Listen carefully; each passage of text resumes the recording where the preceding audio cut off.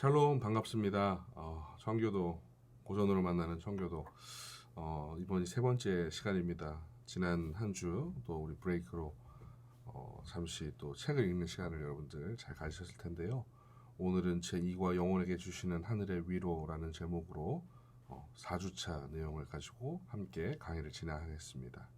오늘은 우리 미리 다 말씀드리고 공부했던 대로 리처드 십스 목사님의 상한 갈대와 꺼져가는 심지의 회복이라는 책으로 여러분들 미리 읽으신 내용을 같이 점검하고 또 이 내용을 통해서 우리가 어떻게 청교도를 바라볼 수 있는지에 대해서 함께 나누는 시간을 갖도록 하겠습니다.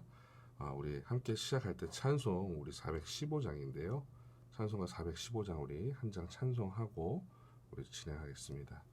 찬송가 415장입니다. 십자가 그늘 아래 우리 1절로만 찬양하겠습니다. 십자가 그늘 아래 나 쉬기 원하네. 저 햇빛이 뜨겁고 또 짐이 무거워. 이 광야 같은 세상에 늘 방황할 때에 주 십자가의 그늘에 내 쉴 곳 찾았네. 아멘.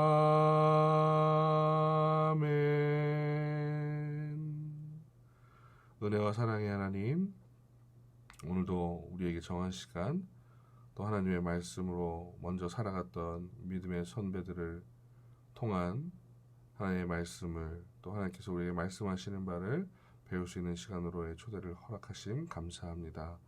하나님, 오늘도 우리가 하나님 말씀에 입각하여서 이 땅을 살아갔던 저 청교도들을 통하여서 또 그들의 작품을 통하여서 하나님께서 우리에게 또 기대하시고 요구하시는 바에 대해서 다시 한 번 더 상고할 수 있게 하나님께서 은혜를 더하여 주시고 또 그 가운데에 하나님의 말씀으로 또 하나님께서 주시는 지혜로 우리가 온전하게 분별되어지고 세워지는 은혜가 있게 하여 주시옵소서. 함께 하여 주시기를 간절히 소원하며 살아계신 예수님의 이름으로 기도합니다. 아멘. 오늘은 여러분들과 이제 고전으로 만난다 했을 때 그 고전에 해당하는 첫 번째 책을 읽었던 시간이죠. 여러분들이 제가 처음에 오리엔테이션 할 때 책을 이미 설명을 드렸을 때 그 책 중에 가장 첫 번째가 됐던 리처드 십스 목사님의 상한 갈대와 꺼져가는 심지의 회복이라는 책입니다. 이 책은 실질적으로 리처드 십스 목사님의 사후에 죽은 이후에 발간이 된 책이고, 리처드 십스 목사님의 저서가 우리나라 말로도 번역된 것이 몇 권이 더 있는데 그 모든 책들 가운데에서 리처드 십스 목사님의 그 모든 저서들 가운데 리처드 십스 목사님을 가장 대표하고 그의 사고와 그의 신학과 그의 설교관을 다 잘 녹인 책이 바로 이 책이다라고 설명을 드릴 수 있을 것 같습니다. 금주의 청교도 명언에 리처드 십스 목사님의 한마디를 제가 적어놨습니다. 신앙이라는 것은 다른 것이 아니라 영혼의 모든 형편에 합당한 그 무엇이 하나님 안에 그리고 그가 주신 언약 안에 있기 때문에 영혼이 자기 자신을 하나님께 전적으로 의탁하고 우리가 절박한 사정에 합당한 그 무엇을 하나님께로부터 끌어내는 것이 신앙입니다 라고 이야기하고 있죠. 여러분들이 이 책을 2주 정도에 되는 시간 동안에 아마 잘 읽으셨을 텐데 책을 읽는 것이 조금 어려우신 분들이 더 계셨더라고요. 연휴 기간 동안 저한테 몇몇 분들이 문자를 보내주셨어요. 몇 년 만에 책을 읽습니다. 그래서 책이 잘 읽혀지지 않아서 어떻게 해야 할지 모르겠는데 그래도 읽는 데까지 읽겠습니다 하시는 분도 계셨고, 자기는 이 수업을 듣고서 또 따로 읽도록 하여도 괜찮겠느냐 이렇게 말씀하시는 분들이 있습니다. 일단은 읽으신 뒤에 같이 수업을 들으시는 것이 일단 가장 좋고요. 그리고 읽을 수 있는 데까지 읽으시는 것도 제가 추천을 드립니다.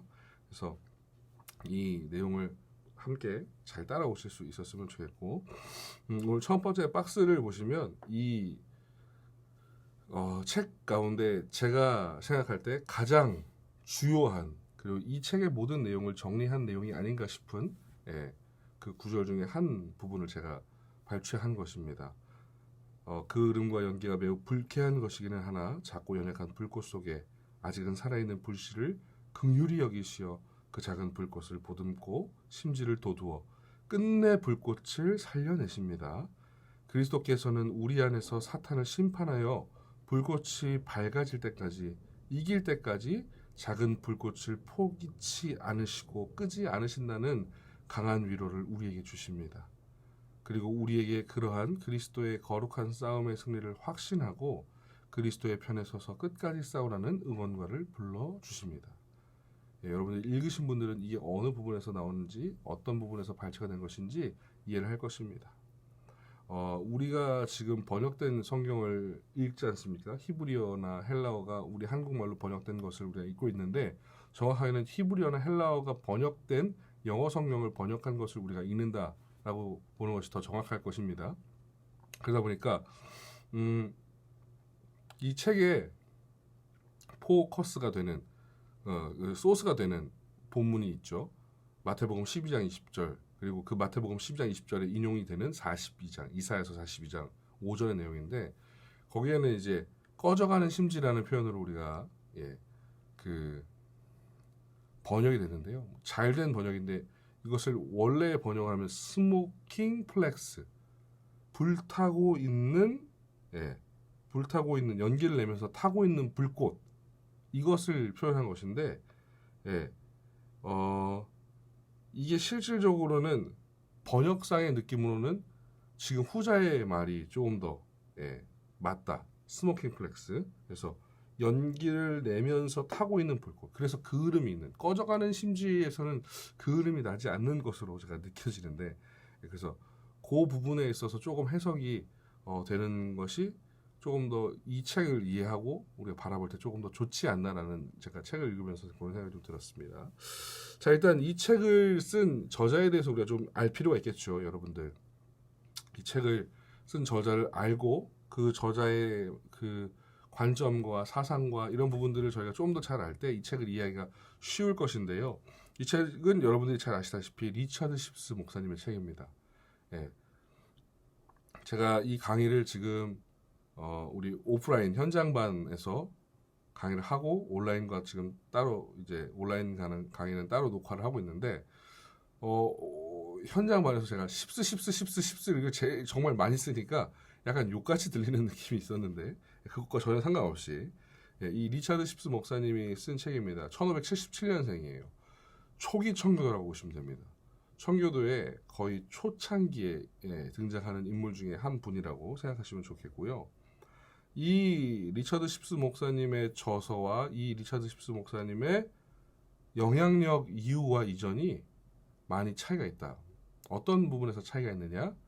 리처드 십스 목사님을 통하여서 리처드 십스 목사님께 영향을 받았던 사람들은 그 설교와 사역 가운데 사랑에 대한 부분들, 하나님의 사랑에 대한 부분들, 긍휼에 대한 부분들이 보다 강조됩니다.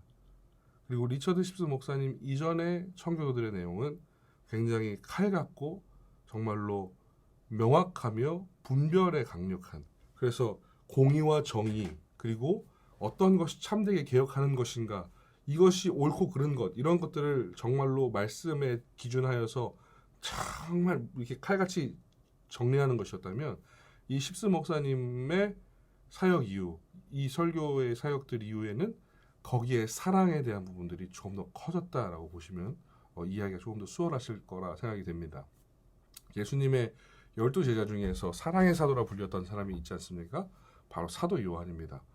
아마도 그의 나이 95세에서 6세쯤에 노환으로 죽었을 것이다라고 추정되는 그 사도 요한.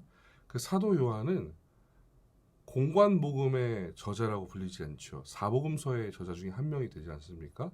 그 이유가 무엇이었냐면 마태, 마가, 누가는 예수님의 사역과 그 생애를 바라봄으로써 이 땅에 왕으로 오신 예수님, 사람으로 오신 예수님, 종으로 오신 예수님으로 예수님의 사역을 바라봅니다. 그런데 그것과 전혀 다른 사랑의 예수님, 사랑의 관점으로 정말 이 세 명과 다른 관점으로 바라보는 복음서가 바로 요한복음이거든요.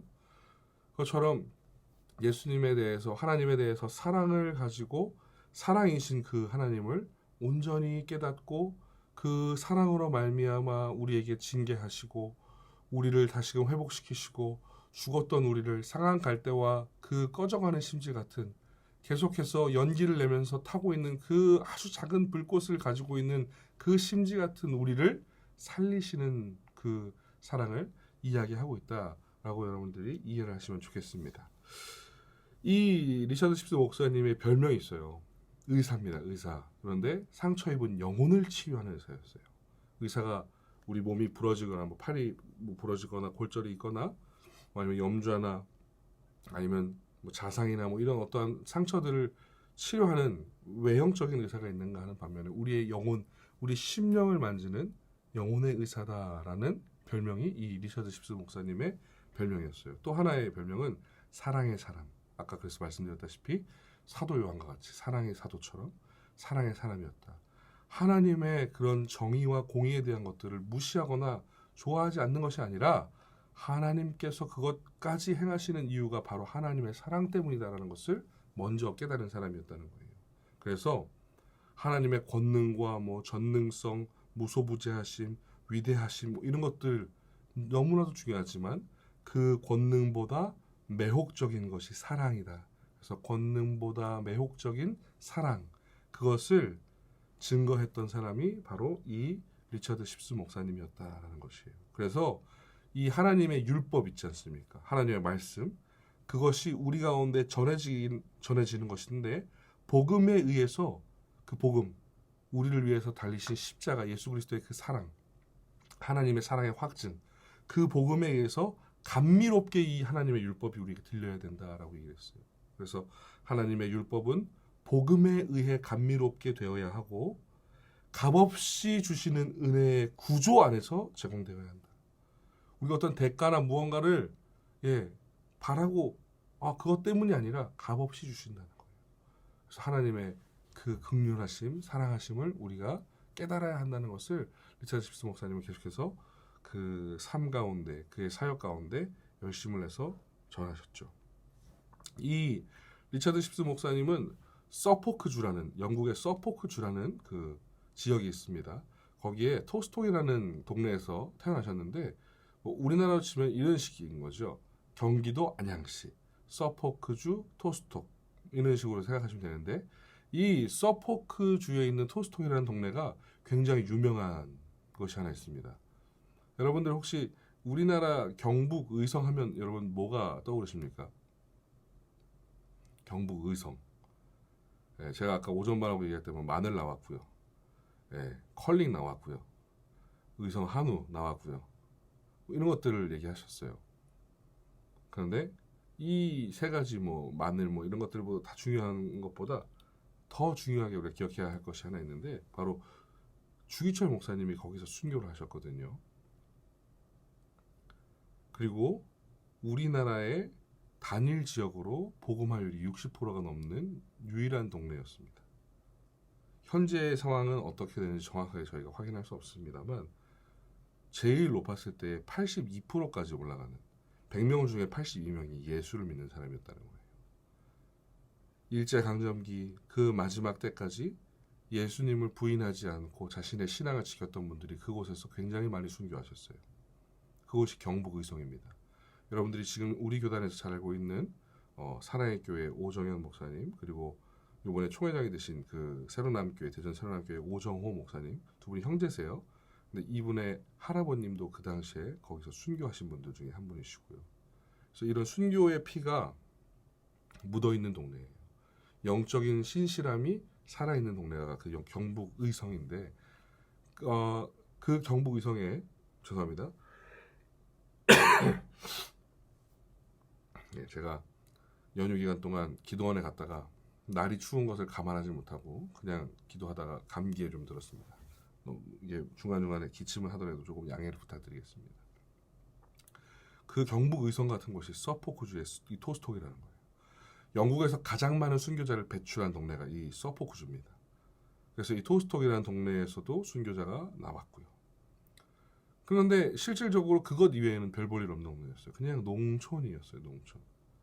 그런 곳에서 이 토스톡이라는 동네에 수레 바퀴를 만드는, 수레를 만드는 것도 아니고 수레에 들어가는 바퀴를 만드는 그런 작은 농가에서 이 십스 목사님이 태어납니다. 그러니까 아버지는 이 십스가 공부를 열심히 하는 것보다 그냥 말을 할 줄 알고 쓸 줄 알면 이제 학교를 더 많이 보내는 것보다 집에 도움이 되길 바라는 마음에서 공부를 더 시킬 마음이 없었어요. 그런데 너무 탁월하게 배우는 대로 익히는 대로 점점점 더 많이 이해하고 질문하는 것이 남들과 달랐던 거예요. 그러니까 이 토스톡 동네에 있는 사람들이, 마을 사람들이 이 십스 목사님이 공부하는 거를 너무 지원해주고 싶은 거죠. 그런데 자기들도 돈이 없으니까 이 서포크 주 안에서 가장 높은 위치에 있는 그 귀족들을 만나러 갑니다. 그래서 편지를 쓰는 거예요. 가서 만나서 얼굴을 보고 얘기할 수 없으니 글이라도 남겨놓는 거죠. 우리 동네에 이런 아이가 있는데 이런 아이가 공부할 수 있도록 도와주십시오. 그래서 좋은 후견인을 만나게 됩니다. 그래서 그 후견인을 만나서 공부를 마치게 되는데, 공부를 이렇게 마쳐서 이제 공부를 하게 돼서 좋은 대학에 가야 되는데 갔을까요? 못 갔을까요? 갔어요. 반전이 없습니다. 갔어요. 케임브리지에 갑니다. 케임브리지에서 문학사를 공부하게 됩니다. 그래서 그 문학사를 공부하는 동안 그 당시에 케임브리지나 옥스퍼드나 그 영국 지방에 있던 그 대학들은 독특한 시스템이 있는데요. 그 대학 안에, 그 케임브리지라는 큰 대학 안에 이 작은 대학교가 분과별로 있는 것이죠. 뭐 문과대학, 이과대학, 법대, 의대 뭐 이런 식으로 나눠져 있는데, 그 문과대학을 담당하던 목사님이 있어요. 폴 베인스라는 목사님이 있었는데, 그 폴 베인스 목사님의 설교를 듣고 이 리차드 십스 목사님이 회심을 합니다. 자신의 그 돌아왔던 그 시간들과 그 모든 것들을 하나님 앞에 다시금 점검하고 하나님을 온전하게 인격적으로 마주하는 그 시간을 갖게 된 것이죠. 물론 토스톡이라는 동네에서 부모님 밑에 있을 때에도 신앙교육을 잘 받고 자랐지만 그것을 더욱더 키우거나 승화할 수 있는 상황은 아니었어요. 그런데 이 케임브리지에서 공부하는 가운데 그렇게 되게 된 것입니다. 그래서 문학사 공부를 마치고 난 뒤에 1609년에 이 리차드 십스 목사님이 대학에서 자신이 신학을 공부하겠다라고 결정을 하게 된 뒤에 아일랜드에 있는 더블린에 트리니티 신학교라는 곳이 있었어요. 그 트리니티 신학교에 가서 공부를 하게 됩니다. 근데 이미 문학사로서 자기가 공부를 한 내용들이 충분히 많았고 실질적으로 탁월한 실력을 지녔기 때문에 이 탁월한 문학사의 기질과 신학으로 다져진 그 내용들이 합쳐지게 되면서 좋은 설교가가 되기 시작한 거예요. 그래서 그 트리니티 대학교의 설교자로서, 교구 목사로서 그곳에서 섬기면서 그곳을 부흥시킵니다. 하나님의 말씀을 전하는. 그래서 하나님의 말씀을 전함으로써 그 좋은 일들이 일어나는 것을 보게 되는데, 참 안타까운 것이 이 리차드 십스 목사님이 태어나고 계속해서 사역했던 그 시기가, 여러분들 제가 그 강의했을 때 여러분들 기억하실지 모르겠지만 이 영국 안에서 어떤 왕이 되고 어떤 사람이 힘을 갖고 있느냐에 따라서 청교도에 대한 박해 정도가 달랐던 거 기억하십니까? 이 리처드 십스 목사님이 공부를 한창 열심히 시작하고 있을 때 당시의 왕이 누구였냐면 제임스 1세였어요. 엄마가 스코틀랜드의 메리 1세였어요. 그 피의 메리, 블러드 메리 아니라고 제가 했던 거 기억하시죠? 엄마가 스코틀랜드에서 그 신앙을 갖고 있었던 사람 중에 하나였기 때문에 좋은 영향을 줄 것이다 했는데 아니었어요. No bishop, no king, 주교 없이 왕도 없다. 즉 영국의 성공에, 영국 국교에 대한 굉장한 힘을 실어준 사람이었던 것이죠. 그래갖고 그 당시에 이렇게 청교도들이 있어서 좀 바뀌겠거니 했는데 그렇지 못했던 일들이 있었어요. 그러다가 이제 신학을 하게 된 십스 목사님이 한창 사역을 열심히 하게 될 때에 그 당시에 왕이 누구였냐? 바로 찰스 1세였습니다. 청교도들이 가장 심하게 박해했던. 그래서 그 당시에 이 찰스 1세 때문에 어떤 일이 생겼어요? 이 찰스 1세 이전에, 바로 이전에 메이플라워를 타고 도망갔죠. 제임스 1세 때. 그리고 찰스 1세 때 정말 많은 사람들이 계속해서 포츠머스 항구를 통해서 그 미국의 매사추세츠로 갔어요. 그런 일들이 가장 심했던 시기이기 때문에 이 안에서의 실질적인 상황들도 결코 좋지 않았다는 거예요. 그러니 아니 왕권은 하나님께로 받았다 막 이런 얘기를 하지만 실제로 주교를 더욱더 강력하게 세우기 원했고 또 와이프는 카톨릭이었기 때문에 이 와이프 때문에 개신교도들을 더 탄압하고 핍박하는 상황들이 오게 됐는데 그런 상황 가운데에서 리처드 십스의 사역이 달갑게 들렸을까요? 그렇지 않았어요. 그렇기 때문에 그 사역하던 곳에서 추방하려고 합니다. 그래서 청교도적인 사상을 자꾸 보이는 저 십스를 저기서 더 이상 사역하지 못하게 박해를 해서 그 1610년부터 트리니티 대학교에서 계속해서 사역을 하다가 15년에 사임을 하게 돼요. 그래서 어디로 가야 될지 모르는 도중에 런던으로 오게 됩니다. 런던에서 있는 한 대학의 그레이스 인이라는 그 대학의 기숙사 안에서 그 그레이스 인이라는 지역을 담당하는 그 목사로서 섬기게 되는데 어떤 일이 벌어지냐면 똑같은 일이 벌어지는 거예요. 말씀으로 사역하고 열심히 성경을 가르쳤더니 그 지역이 부흥하기 시작한 겁니다. 그러니까 이거를 찰스가 보고 싶었겠어요? 보기 싫다 이거죠. 찰스가 보기 싫어하는 그것과 더불어서 그 당시에 여러분들 제가 그 주교에 대한 얘기를 했었는데 캔터베리와 런던의 주교가 굉장히 중요한 사람들이었는데 런던의 주교였던 윌리엄 로드라는 사람이 있었어요. 나중에 캔터베리의 대주교가 되죠. 이 윌리엄 로드가 이 십스를 박해하기 시작합니다. 야, 너 왜 청교도적으로 사역해? 지금 영국 국교회를 따르라고 지금 왕도 얘기하는데 너 지금 무시해? 야, 너 이러면 안 되지. 우리랑 같은 노선을 가야 될 거 아니야. 십스는 꿋꿋이 사역을 합니다. 그러나 그 사역을 막으려고 이 로드가 박해하는 가운데 영국 공교회, 국교회에서 하는 예배 이외의 다른 집회 예배를 참석하는 것을 금지시킵니다. 그러니까 난리가 난 거죠. 그래서 그 사역하는 가운데 굉장히 어려워지는 상황이 됐어요. 그래서 이 그레이스인 런던에서의 사역도 그 당시에 런던 대주교였던 이 윌리엄 로드로부터 박해를 받아서 그만두게 됩니다. 그래서 어찌할 바를 모르는 상황 가운데에서 전전긍긍하던 이 십스가 모교로부터 연락을 받게 돼요. 어디예요? 케임브리지였어요. 케임브리지로 딱 오게 되는데 거기서도 캐서린 홀이라는 케임브리지 안에 있는 법대의 대학 목사로 오게 됩니다. 법대에 있는 학생들이 얼마나 탁월하고 똑똑한 학생들이었겠습니까? 이성적인 논리와 탁월함으로 이 문제들을 바라보는 그 어떠함이 남달랐을 그들에게 그들의 지식과 그들의 지혜와 더불어 하나님의 말씀을 전했을 때 이들이 완전히 변해지는 거예요. 그러면서 그 당시에 케임브리지 안에서 열심히 혼자서 계속해서 청교도적인 사상과 그 청교도주의를 가르치고 있었던 존 프레스턴과 함께 둘이서 청교도 운동을 하게 됩니다. 성경으로 살아야 된다. 성경대로 우리가 나아가야 한다. 성경이 말씀하는 것대로 이 땅 가운데 하나님의 나라가 이 땅 가운데 하나님의 질서가 세워져야 한다. 악법된 것들, 오래된 것들, 철폐되어야 하는 것들을 다시금 우리가 개혁해야 한다라고 이렇게 막 외치는 소리들이 그 탁월한 대학 안에서 소리가 나기 시작하는 거예요. 그러니까 어떻게 됩니까? 굉장히 싫어하게 되겠죠. 그래서 나중에 이 당시에 있던 이 윌리엄 로드가 캔터베리 대주교가 되면서 이 캔터베리의 대주교가 된 기념으로 아주 그냥 십스의 사역을 탁탁탁탁 맡겼습니다.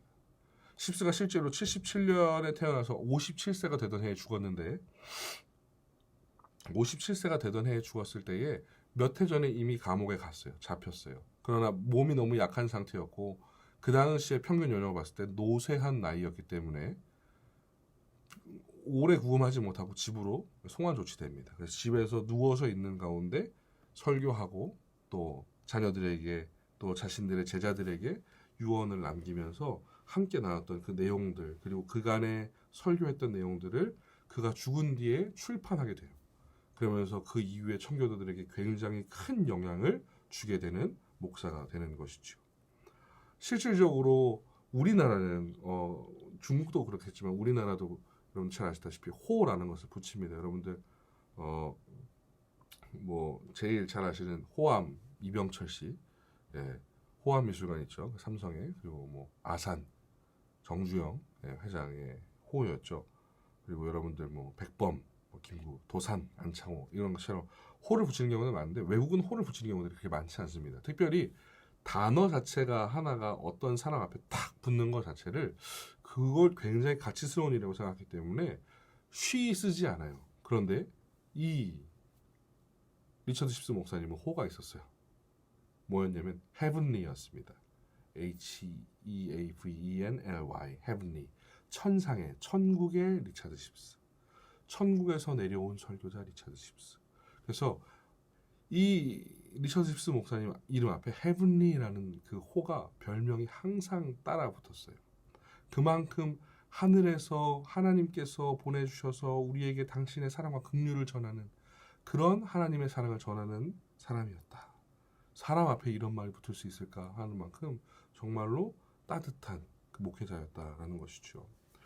이 리처드 십스 목사님은 앞서서 잠깐 말씀드렸다시피 설교자로서 엄청난 사역을 했습니다. 그리고 또 하나는 바로 교육자로서의 사역이었어요. 왜 교육자로서의 사역이었느냐? 대학 교회에서 섬기면서 그 대학 지역에 있는 교구를 담당했기 때문에 그래요. 근데 여러분들 그 당시에 대학에 들어가는 인원이 어느 정도나 됐을 것이라고 생각하십니까? 영국에서 100명의 아이가 태어났을 때 그 100명의 아이 중에서 몇 명 정도가 대학을 갔을까요? 5% 정도입니다. 5% 정도. 그러니까 5% 정도 되는 정말로 탁월하고 학식의 수준이 뛰어난 사람들이 가는 곳이 대학이었어요. 그 대학 중에서도 옥스퍼드와 케임브리지는 가장 상위에 있는 학교였거든요. 그 학교에서 그 법대생들을 담당하면서 그들에게 말씀을 가르칠 정도의 실력이었다는 것은 대단한 것이죠. 본인 또한 케임브리지를 나와서 좋은 실력이 있는 것은 당연했지만 그 사람들에게 교육자로서로도 하나님의 말씀을 증거하는 일들이 있었습니다. 특별히 이 설교자로서의 사역은 이 리처드 십스 목사님의 영향을 가장 많이 받은 목사가 있습니다. 바로 리처드 백스터, 여러분들 리폼드 패스터라고 부르는 참 목자상, 참된 목자라고 부르는 그 책의 저자인 그 리처드 백스터 목사님이 이 리처드 십스 목사님의 영향을 가장 많이 받은 목회자 중에 하나인데 설교가 굉장히 중요한 거였어요. 이분들에게는. 왜?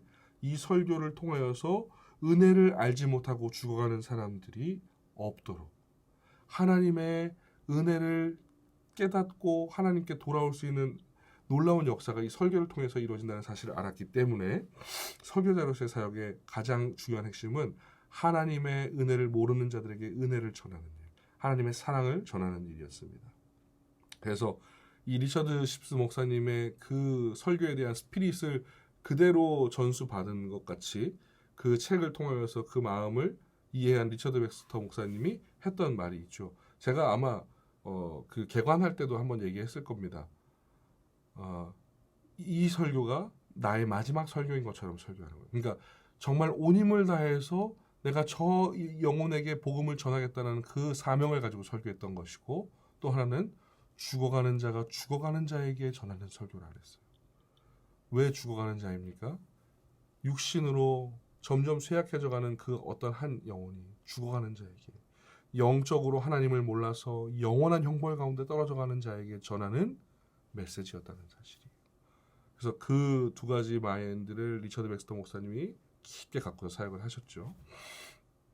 그 교육자로서의 이 사역은 아까도 말씀드렸다시피 대학교를 중심으로 사역을 하다 보니까 탁월하게 학식이 있는, 즉 유력한 사람에게 잘 배우고 학식이 있고 명예로운 자가 하나님의 말씀을 가지고 바르게 세워졌을 때 그 사람이 미칠 수 있는 파급력이 상당하다는 사실을 이미 깨닫고 있었어요. 그래서 그 부분에 있어서 굉장히 강력하게 특별히 말씀을 들은 것을 그대로 살아내기를 바라는 마음으로 실천적인 학문으로서의 신학을 그 학생들에게 많이 가르쳤습니다.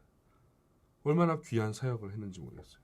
그래서 그 리처드 십스 목사님의 사역 기간 동안에 그 자신을 모두 대변하는 그 한 가지의 책을 꼽으라면 바로 오늘 우리가 이렇게 나누게 되는 상한 갈대와 꺼져가는 심지의 회복이라는 책이 되는데 여러분들 그 본문은 아까 제가 말씀드린 소스는 마태복음 12장 20절에서 나온 것이에요. 상한 갈대를 꺾지 아니하며 꺼져가는 심지를 끄지 아니하기를 심판하여 이길 때까지 하리니. 이사야서 42장에 있는 말씀을 인용한 마태복음의 말씀이죠.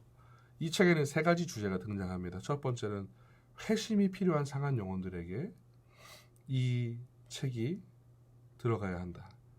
그리스도께서 다루셔야 할 상태의 사람들이 바로 회심이 필요한 상한 영혼들, 즉 이 상한 갈대와 꺼져가는 심지들이다라고 얘기하는 것이 첫 번째 주제고, 그 이어서 등장하는 두 번째 주제는 성령 중심의 은혜 언약이라는 것이에요.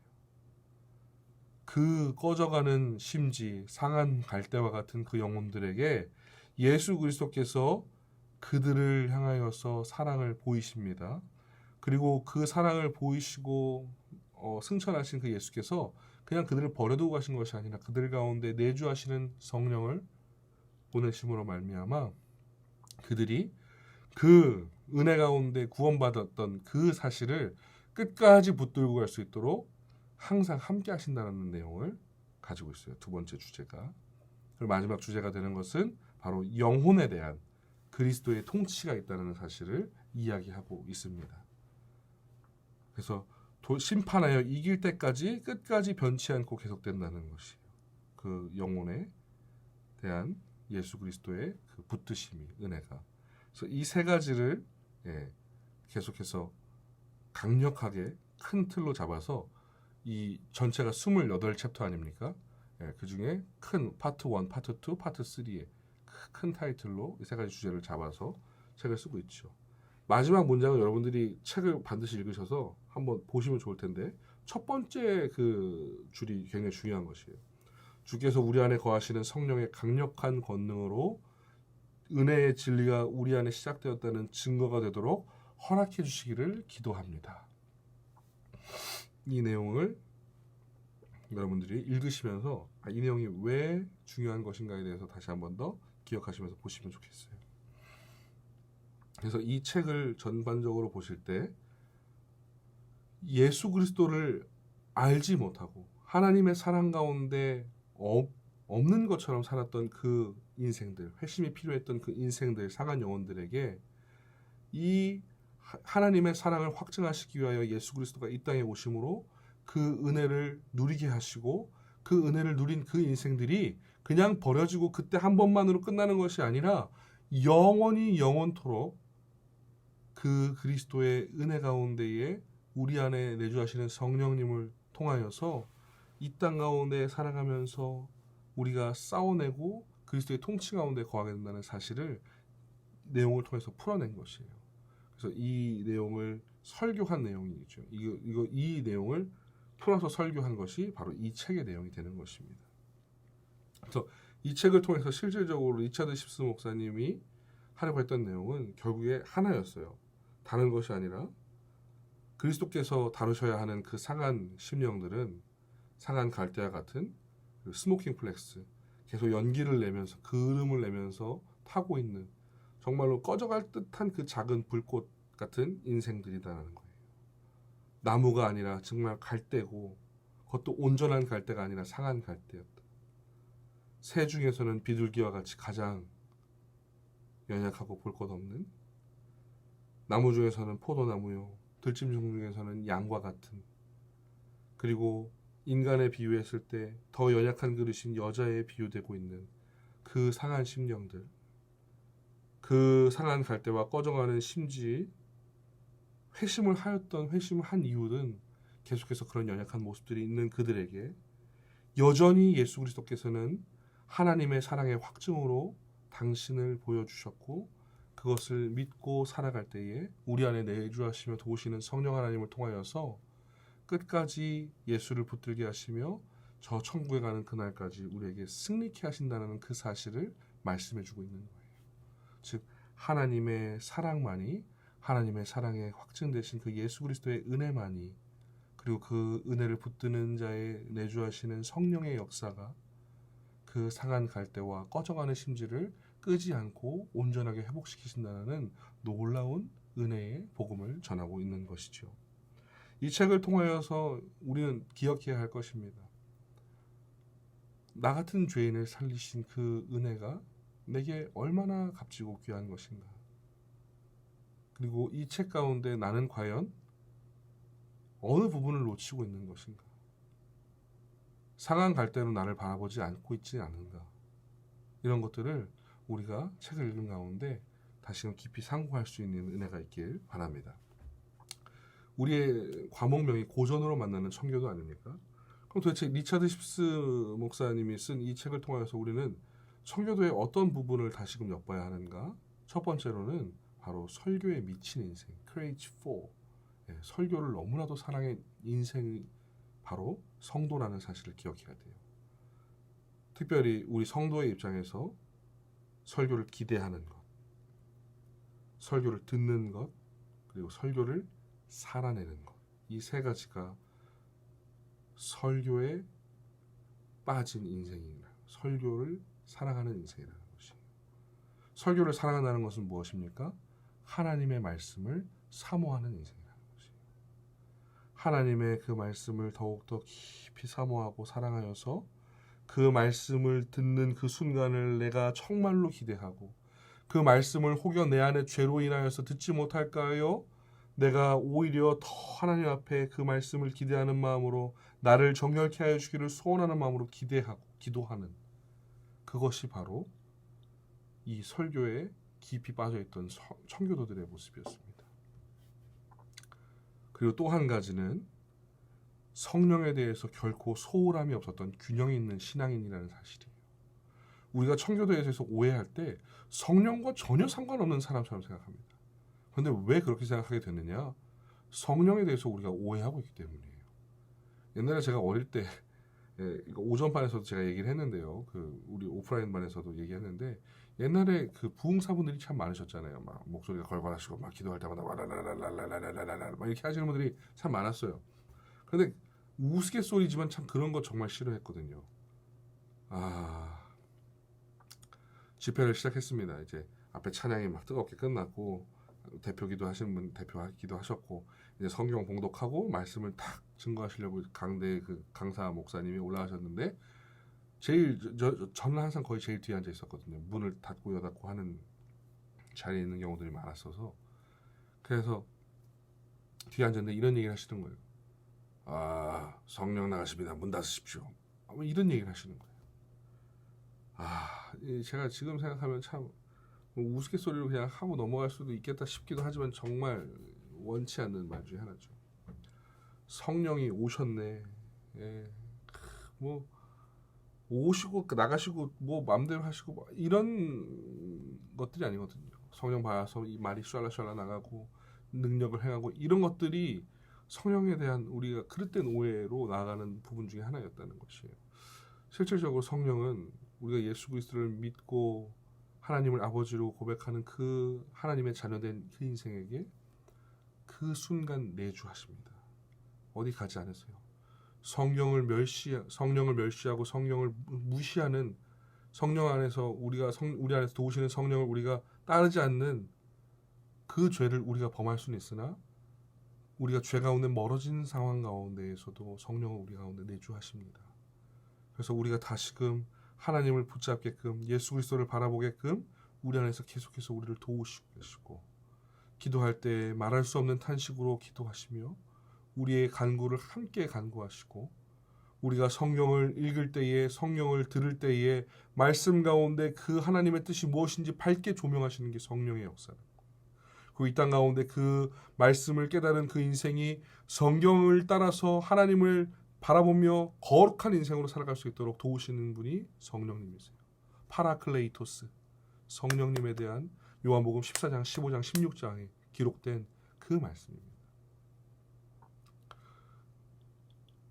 성령이 내 안에 계셔서 어느 순간 나갔다 확 들어오시면 내가 능력을 받아서 제가 갖고 있는 뭐 안경 닦기를 집어 던지면 성령이 충만한 사람이니까 저 안경 닦기를 만지면 뭐 몸이 낫고 막 이런 것이 아니라는 거예요. 그런 도깨비 방망이 같은 것이 성령이 아니라는 것입니다. 그런데 우리가 알고 있는 성령에 대해서 우리가 오해하고 있어서 청교도는 성령을 멀리하고 성령을 무시한 사람들처럼 보이지만 그렇지 않아요. 청교도는 성령에 대해서 정말로 온전하게 깨닫고 있던 사람들이에요. 내주하심으로 말미암아서 성령의 역사가 내 가운데 있음을 의지하는 사람들이었다는 거예요. 성령의 역사가 무엇이요? 아까 말씀드렸다시피 말씀을 깨닫게 하시고 간구하게 하시는 그 하나님의 은혜의 역사라는 것이죠. 그래서 항상 이 성령에 대해서 결코 소홀함이 없이 바른 신앙을 가지고 성령관을 갖고 있었던 사람들이 청교도입니다. 설교에 성령에 온전하게 사로잡히고 세워졌던 사람들이 바로 청교도라는 사실이에요. 오늘을 살아가는 우리가 이 두 가지 관점을 청교도에게 바르게 배워야 할 것입니다. 이것을 바르게 세운다면 우리의 신앙은 결코 흔들리지 않는 견실한 신앙이 될 것입니다. 오히려 우리를 미혹해 하는 것들과 우리에게 헷갈릴 수 있도록 혹은 우리에게 잘못된 것을 던질 때 우리가 오히려 바르게 깨달을 수 있는 분별을 성경을 통하여서 우리 안에 도우시는 성령을 통하여서 온전하게 할 수 있을 것이라는 것이. 이 일들을 통하여서 여러분들이 하나님의 은혜 가운데에 이 책을 다시금 읽으시고 또 읽으신 것들의 내용으로 여러분들이 바른 신앙과 신앙으로 나아갈 수 있는 복된 은혜가 있기를 소원합니다. 제가 오전반에서는 책 내용을 같이 나누는 시간들이 있었어요. 그래서 제가 너무 많은 분들이 계시니까 다 나누면 어려워서 책 3권이기 때문에 한 서너 분씩 정도만 이렇게 부탁을 드렸는데 제가 3분의 얘기를 오늘 들었는데 다 울었어요. 다 울었어요. 너무 감사한 고백드렸고 저도 여러분들과 지금 모든 내용을 다 나눌 수 없지만 저는 이 책을 10년 만에 읽었습니다. 10년이 아니죠. 14년 만에 다시 읽었어요. 제가 25살에 이 책을 처음 읽었었는데 이 책을 다시 읽으면서 제가 정말로 교만하고 건방진 신앙인이었다는 사실 때문에 너무나도 부끄러웠습니다. 제가 지금 책을 가지고 내려와서 녹화를 하고 있지는 않은데요. 책에 여러분 26챕터가 될 겁니다. 승리케 하시는 예수 그리스도에 대해서 말씀하고 있는데 싸우지 않으면 승리할 수 없어요. 그런데 내 대장 되신 예수 그리스도를 저 앞에다가 싸움터에다가 내다 놓고 그분만을 바라보면서 뒤에서 팔짱을 끼고 팝콘을 주워 먹는 것 같은 그런 건방진 신앙인으로 제가 살고 있었더라고요. 피 흘리기까지 내가 죄를 짓지 않기 위해서 죄와 함께 싸워서 이기려고 해야 하는데 그때에 내가 예수 그리스도를 더욱더 붙들고서 내가 온전한 신앙인으로 나가려고 노력했어야 하는데 그것이 어느 순간 내 안에 사라지고 나는 그냥 승리하겠지. 나의 공로와 내 의지를 의지하겠다는 것이 아니라 그냥 막연하게 죄에 대해서 더 무뎌지게 생각하고 있었던 저를 바라보게 되었습니다. 여러분들이 이런 마음을 저와 동일한 부분에서 가지신 분들도 있을 것이고 다른 또 의견으로 또 여러분들의 갖고 있는 마음들을 또 느낀 점으로 채우신 분들이 계실 텐데 아무튼 꼭 이런 부분들을 잘 기억하시면서 여러분들이 이 책을 통해서 회복되는 그리고 또 더 성장하는 복된 우리 귀한 신앙인들이 됐으면 좋겠습니다. 부득불 오늘 이후에 또 2주의 브레이크가 생기게 됩니다. 다음 주에는 노회와 우리 임직식이 있고요. 그 다음 주에는 여평신도의 야유회로 인해서 시간이 계속해서 이렇게 사용되어지고 부득불 어려운 부분이 좀 생기는데 여러분들 요 2주간의 기간이 끝난 그 뒤에 26일이 되는 주간에는 매튜 헨리의 기도라는 책을 가지고 여러분들과 함께 교제를 하겠습니다. 그래서 여러분들이 3주 동안 읽을 책이 아니에요. 이건 저의 개인적인 의견이겠죠. 물론 3주 동안 천천히 읽으셔도 좋습니다. 근데 이 책은 how to입니다. how to. 어떻게 기도해야 하는가예요. how to pray에 관한 것인데 기도를 어떻게 해야 하는가에 대해서 우리가 책을 읽었으면 해봐야 하는 것이 있습니다. 그래서 여러분들한테 제가 오전반에도 과제를 드렸는데 이거는 확인하려는 과제가 아니라 여러분들이 이 매튜 헨리의 기도를 읽으신 후에 기도문을 하나 작성해 보십시오. 여러분 가정을 위해서든지 여러분이 남편이시라면 아내를 위해서 혹은 아내시라면 남편을 위해서 그리고 여러분들이 부모님이시라면 자녀를 위해서 뭐가 됐든지 좋습니다. 기도문을 하나 작성해 보세요. 그리고 혹은 나를 위한 기도문을 작성하셔도 무방합니다. 단 이 매튜 헨리 목사님이 말하고 있는 대로 기도문을 작성하십시오.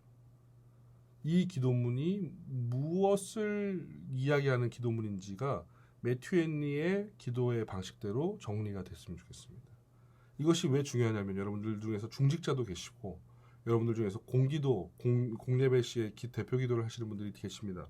근데 공예배 시의 대표 기도의 목적은 정확합니다. 목양 기도입니다. 목양적 기도예요. 목양적 기도가 반드시 예배에서만 그렇게 드려지는 게 아니요. 삶에서도 목양적 기도가 드려져야 됩니다. 그래서 그 내용들을 제가 다시 한 번 더 이제 다음 돌아오는 시간대에 함께 나눌 텐데 책을 꼭 읽으시고 그 내용을 한번 여러분들 휴대폰에 메모장이나 이런 데다가 적으셔서 함께 그 이후에 저희가 피드백하는 시간에 볼 수 있었으면 좋겠다는 생각이 있습니다. 아무튼 오늘도 강의 들어주셔서 또 감사하고 여러분들 삶 가운데 정말로 귀하게 이 청교도의 유익한 유산이 남는 시간으로 채워지기를 바랍니다. 출석에 관련한 퀴즈 드리겠습니다. 이 리차드 십스 목사님이 어떠한 그 캔터베리에 있는 이 대주교로부터 박해를 받고 사역을 그만두게 됩니다. 이 박해했던 대주교의 이름은 무엇입니까? 총 풀네임은 5글자인데 앞에 있는 이름은 제가 말하겠습니다. 윌리엄이죠. 뒤에 있는 성을 보내주거나 윌리엄 똥똥 이렇게 해서 뭐 저한테 그 뒤에 이름까지 다 써서 보내주셔도 무방하겠습니다. 또 이것으로 제가 출석 체크를 할 수 있도록 하겠습니다. 다들 수고 많으셨고 또 평안하게 또 이후의 시간들을 채우실 수 있기를 바랍니다. 감사합니다.